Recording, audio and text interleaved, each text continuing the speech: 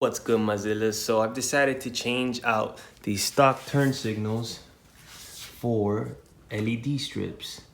As you can see, I did the rear fender delete or the tail tidy. If you're interested in knowing how I did that, go ahead and check the videos in my playlist. So, oh, you see that? Yep, sneak peek into the future uploads, huh? All right, enough of that. Let's go ahead and turn this on. Literally, let's get lit.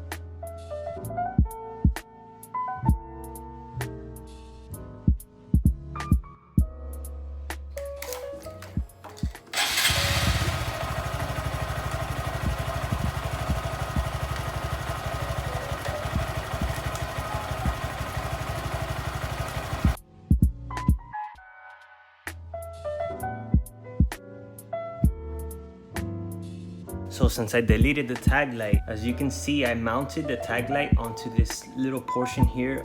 You know, I had to drill some holes and I kind of messed up and I drilled in the incorrect place. So there was a couple extra holes there. I didn't really like the way it looked, so I just plastic welded it. I'm gonna let it cure for a bit, cool down, and that way I can sand it to make it a little smoother so I can actually adhere this onto the plastic. So I've had to change it part. I am going to install it right here.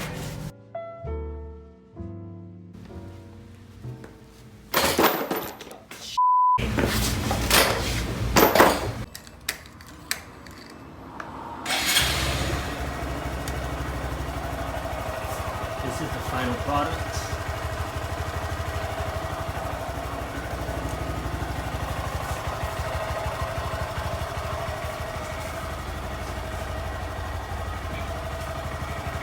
What do you guys think?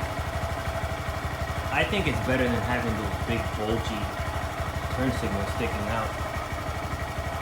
I know it's not as discreet as I wanted it because my bike is white, the LED strip is black, and that's why initially I wanted to put it here.